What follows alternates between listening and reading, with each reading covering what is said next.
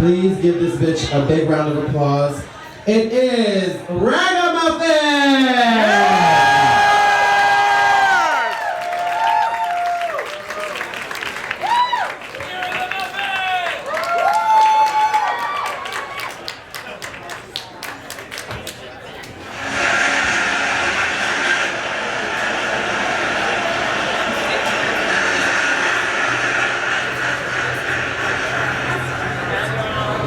Speaking from rage does not always let us see how rage carries sorrow and covers it over, so I cannot do it well, at least not this evening. How often is sorrow effectively shouted down by rage? How does it happen that sorrow can bring about the collapse of rage? Is there something to be learned about the sources of nonviolence from this particular power of grief to deflate rage of its destructiveness? Anne Carson asks, why does tragedy exist? And then answers, because you are full of rage. Why are you full of rage? Because you are full of grief. Ask a headhunter why he cuts off human heads. He'll say that rage impels him and rage is born of grief. The act of severing and tossing away the victim's head enables him to throw away all of his bereavements. Perhaps you think this does not apply to you, yet you recall the day your wife, driving you to your mother's funeral, turned left instead of right at the intersection, and you had to scream at her so loud other drivers turned to look. When you tore her head off and threw it out the window, they nodded, changed gears, drove away. End quote. The grief is unbearable, and from that unbearability one kills, a killing that produces more grief. Have we yet figured out exactly how this works, the transition from unbearable grief to uncontrollable rage and destructiveness? Perhaps grief is imagined to end with violence, as if grief itself could be killed. And we perhaps find one of the sources of nonviolence in the capacity to grieve, to stay with the unbearable loss without converting it into destruction.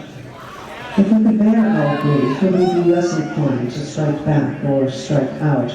And if the grief is unbearable, is there another way to live with it that is not the same as bearing it?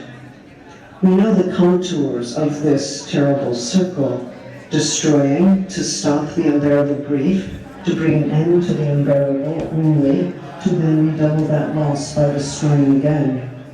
Perhaps that destructive act is a way of announcing that what is unbearable is now someone else's problem, not mine. Here, you take this unbearable thing. Now it belongs to you. But has anyone ever stopped grieving by devastating another's life? What is the fantasy, the conceit at work in such an act?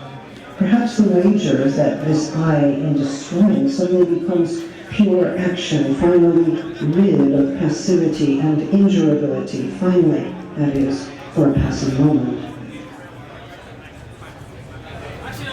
This transformative effect of losing always risks becoming a deformative effect.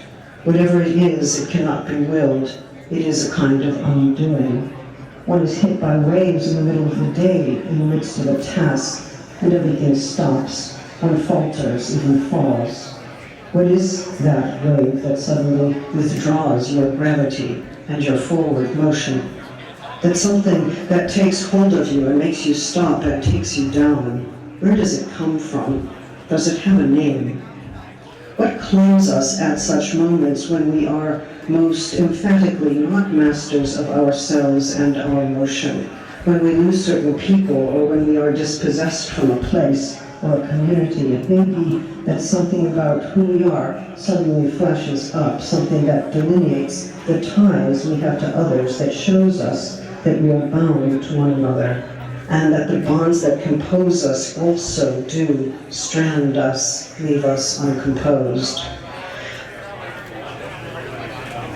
In other words, before ever losing, we are lost in the other, lost without the other, but we never knew it as well as we do when we do actually lose. This being in thrall is one way of describing the social relations that have the power to sustain and to break us. Way before we enter into contracts that confirm that our relations are a result of our choice, we are already in the hands of the other. a thrilling and terrifying way to begin. We are from the start both done and undone by the other, and if we refuse this, we refuse passion, life, and loss.